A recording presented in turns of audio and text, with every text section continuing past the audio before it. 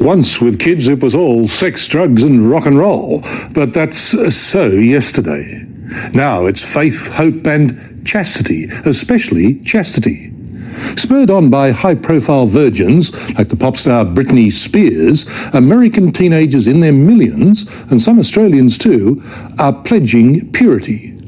Holding hands, even kissing lightly, is okay, but until they marry, anything else is strictly forbidden. What began in the heartland of America's religious right is now a mass movement, the non-sexual revolution.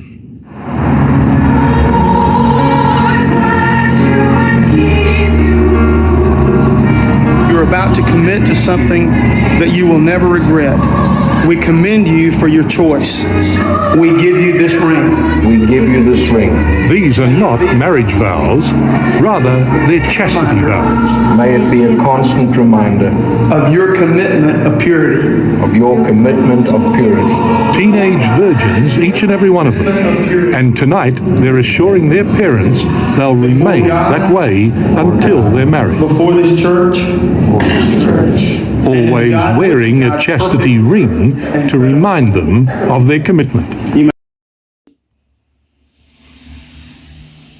Here in Spartanburg, South Carolina, and in rallies like this across the country, teenagers are taught that the only good sex, the only acceptable sex, is married sex. How old are you? 15. 15. Are you going to take the pledge tonight? Why? Because I want to save myself till I'm married. You don't need to do it because you need to be free, so you can save it for the one person you love. I'm nervous. Why?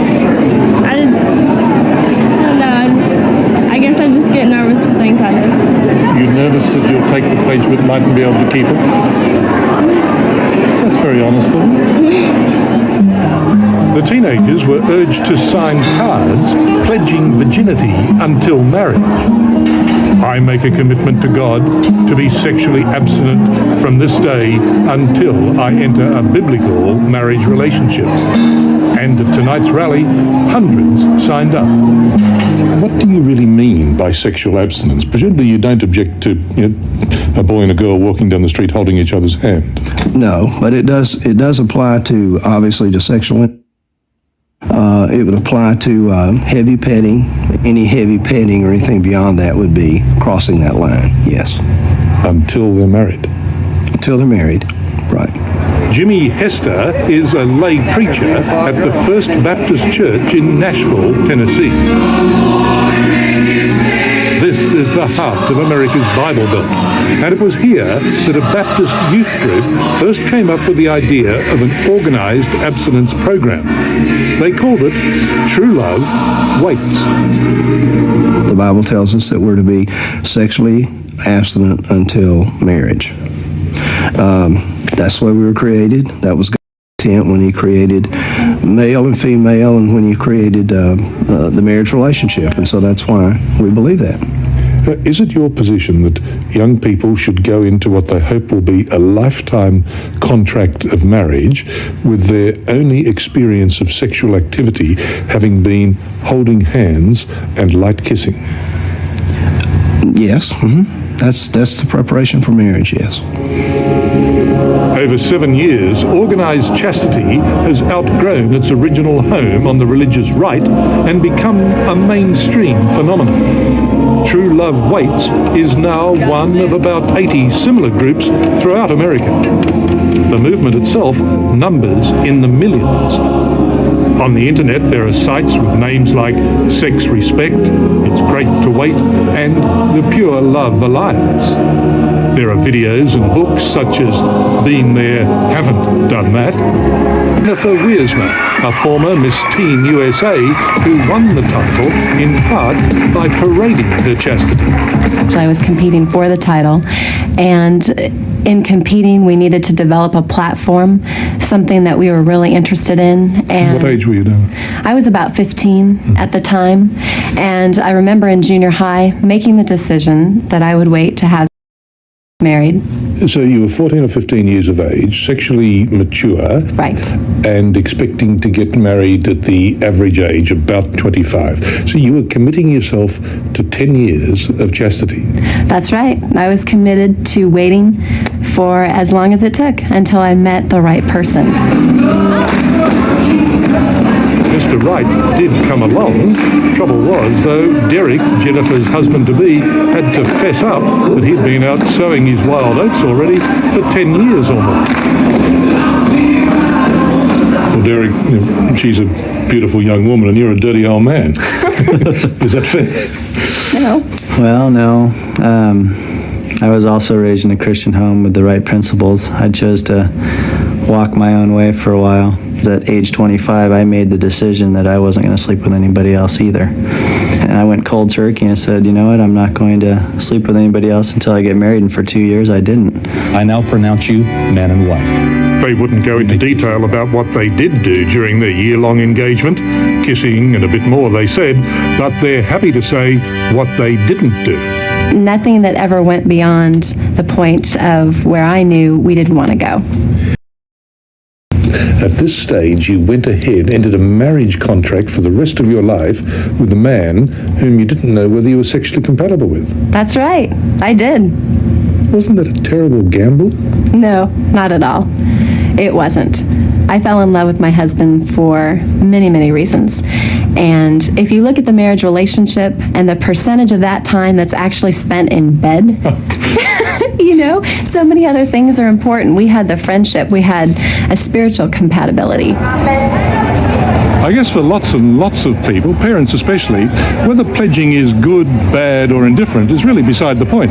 What matters to them is, does it work? And the answer to that seems to be a qualified, well, yes, at least it does to some degree. That's the main result to come from a massive $25 million government-funded study by academics at Yale and Columbia universities. A lot of people would say, okay, it's impossible for something as silly as a promise to have any effect on behavior, but that's not true. For some kids, it really makes a difference. A study by Peter Bierman, the professor of sociology at New York's Columbia University, interviewed 90,000 American kids. What the study also showed up, though, was a hidden danger, that pledges who fall off the wagon may face all sorts of trouble. Because when they do have, especially if they're not intending to, it's impossible for them to be contraceptively prepared. And they need to have an understanding of the consequences. There's concern, too, that some kids who've pledged their virginity look for alternative ways to experiment sexually. Kids' definition of virginity and of abstinence might be different than the scientists'. And so what we may think is happening anecdotally is that young people are saying, yes, I'll remain a virgin until I'm married, but they're engaging in at risk of disease. So we do think that's happening. Tamara Krynen runs the New York-based Sexuality Information and Education Council of America. To the dismay of health and family planning groups, abstinence courses are just that, abstinence and abstinence only. There's no advice on other contraception methods, no advice on disease, no advice except to say no. It's completely hypocritical, and it's really putting our heads in the sand, because we know that about half the young people in this country are, and we need to protect them from pregnancy and from disease. And we also want to give them a positive view about it. We don't want them to grow up thinking that it's something horrible. The Bible tells us that we're to remain sexually abstinent until marriage, and then after marriage we're to remain pure to one another in the marriage relationship. And your mom Justin Hester is 14, and the true love waits message he's getting today from mum and dad is well-meaning and simple. No sex before marriage. It's a commitment, Justin, to your family. You've seen this with your brother. He signed a commitment card several years ago. When talking to young Justin, your 14-year-old, you said nothing to him about contraception. That's correct. But isn't it critical that he knows about contraception? Not at this stage in his life, no. Once you start talking about contraception, you've diluted your message about abstinence, because you're saying to him, oh yeah, but by the way, there's another alternative for you over here. right now at 14, I'm wanting him to understand and to make a commitment to, I want to encourage him to make a commitment to abstinence with no other alternative. I'm very proud of you, Justin. Thanks. If 14 is not the right age, what is the right age? I think when he approaches marriage, when he gets ready to get married, then that may be an option for him to think about. For whatever reason in his married life that he and his wife may so choose, those kind of things, he may need to understand that. But the average age of marriage here is about 25. You're not going to keep that knowledge from him until he's 25. Oh, no, I'm not that naive. I recognize that he's going to get a lot of education through his school, through his peers, through society. And off lavatory walls. And other places, right. But right now at the age of 14, as a pre-adolescent beginning to move into adolescence, I don't think that's an appropriate time for him to have that information. The American government is deeply involved in this abstinence-only issue too. I mean, for the ultimate in hypocrisy, I guess you can't go past President Clinton supporting a substantial budget allocation for it. But nevertheless, in possibly a quarter of American schools now, students are being given the abstinence-only message to the exclusion of other modes of behavior. It's not about just saying no, it's about saying I can choose. It's about saying I can choose. It's about who. This is what the government's money pays for. This is a typical abstinence class for 14-year-olds in Florida. It's not about just saying no, it's about saying I can choose. It's all good, healthy, and necessary stuff, given that this school had 3 pregnant 11-year-olds last year. But in keeping with America's new enthusiasm for abstinence and abstinence only, teachers are prohibited from any discussion about contraception or safe sex other than abstinence.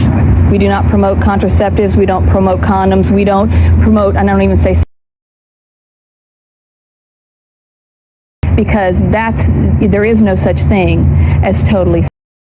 Patty Niven teaches Florida's Sex Respect Schools campaign. We're saying we want you to wait until marriage. That's the way to have the best. We want to tell kids how to have the best. Studies are showing that married couples today are having plays particularly. We have a number of incredibly young men. The message, premarital sex is just not cool anymore. And it's working, it seems. 1 in 6 girls in America and 1 in 11 boys have now taken an abstinence pledge.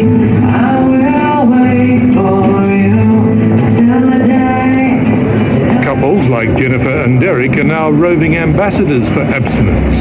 The happily married couple, at least one of whom waited. Really, there's a lot of emotional situations there that I think young people aren't ready to handle. So I would always encourage them in saying, gosh, you know what, a condom, you're not going to find one big enough to protect your heart. So though physically they may think they're ready, they're not in a lot of other ways. And they have so much ahead of them in life. So no, I don't think that it's unreasonable to say at 14 or 15, you've got another 7, 8, 10 years.